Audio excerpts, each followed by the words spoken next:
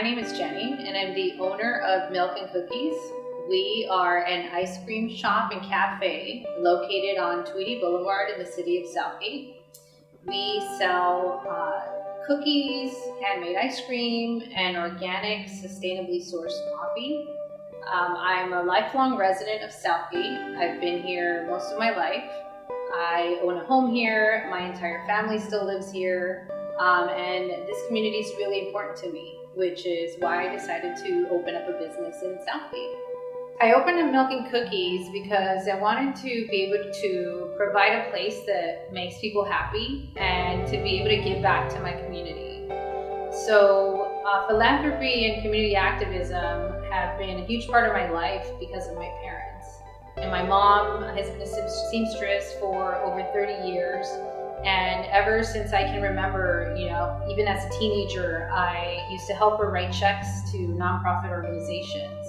And she never made that much money, so I always thought, that was something really great that she was doing. In terms of community activism, my father was unfortunately carjacked and shot here in Southgate. And years after that, he actually became a community activist, because it was his way of, changing things here in the city. And so, I thought it was an amazing thing for him to do, and I'm following in their footsteps essentially. As an individual, there's only so much that you can do. I've been working in the nonprofit space for over 10 years.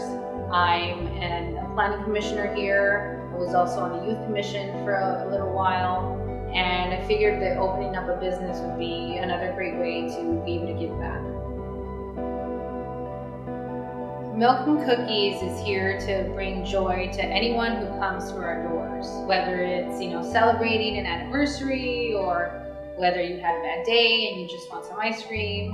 We want this place to be a space where you can find solace, where you can come and have a conversation, and where people genuinely want to get to know you. And Karen, our manager, is a person who embodies exactly what the Milk+Cookies welcoming experience should be.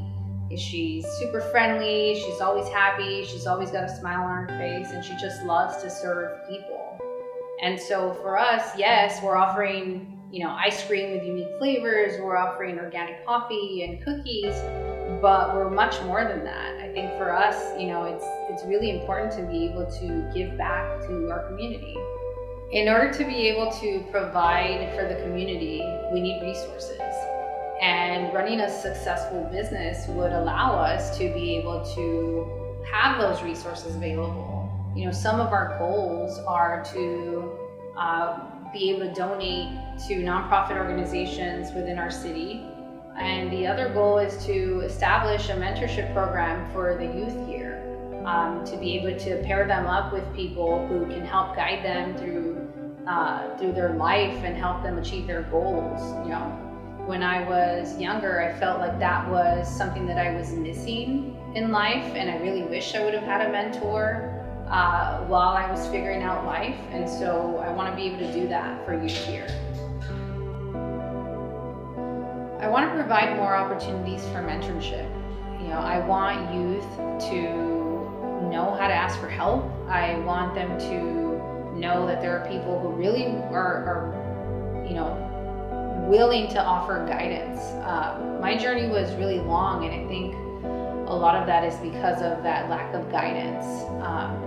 I am the eldest of four. I'm first generation. I was the first to go to college. I went to Jordan High School, and I got good grades, and I was involved in all sorts of activities, but I didn't really know what I wanted to do with my life. I mean, even as a kid, I didn't know what I wanted to be. One year between my sophomore and junior year, there was a counselor who encouraged me to apply for an internship. And so I applied and I got in, and that was great. But, fast forward to when it's time to apply to college, there was another college counselor there who actually discouraged me from applying to UCLA. She said that I wasn't going to get in. And so that was motivation for me to actually do it. And, I applied, And thankfully I was able to get a full ride to UCLA. So college was a huge struggle for me. There was culture shock. I had a chip on my shoulder because I was comparing myself to others. And I felt like I couldn't really share my experiences with my parents. I was struggling with my classes, and that was really difficult. I didn't know how to ask for help, or I didn't want to because of my pride. And so I eventually ended up just kind of settling on psychology as my major. And right after I graduated, I started working at the UCLA Child Psychiatry Department, and decided that wasn't for me because we weren't serving kids from low-income communities. So I quit that job, and maybe a year later I decided that I would go to fashion school. So I went to fashion school and got an internship at a fashion company that, again, wasn't super passionate about it, wasn't really happy there. And a little while after that was when everything kind of changed for me. I was going through a divorce.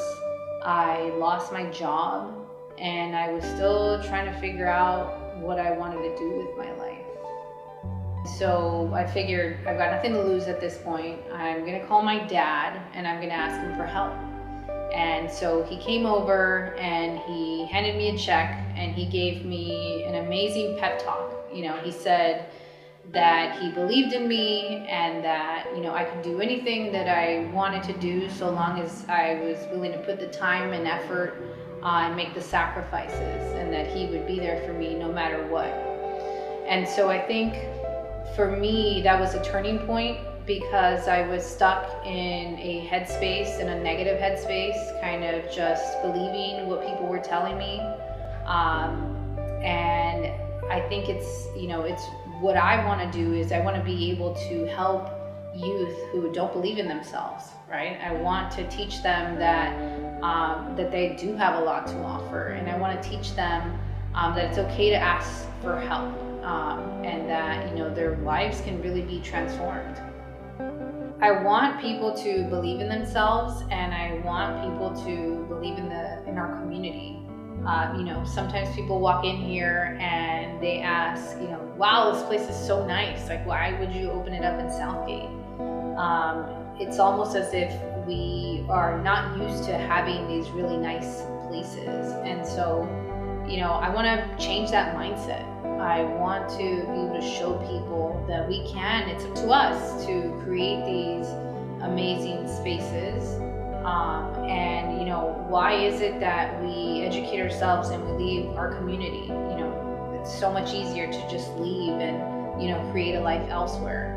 But it's a lot more difficult to invest and stay in your own community. Working on yourself takes time, and it takes sacrifice, and sometimes you're going to make mistakes. But it's an environmental and habitual practice to improve on yourself and on your community.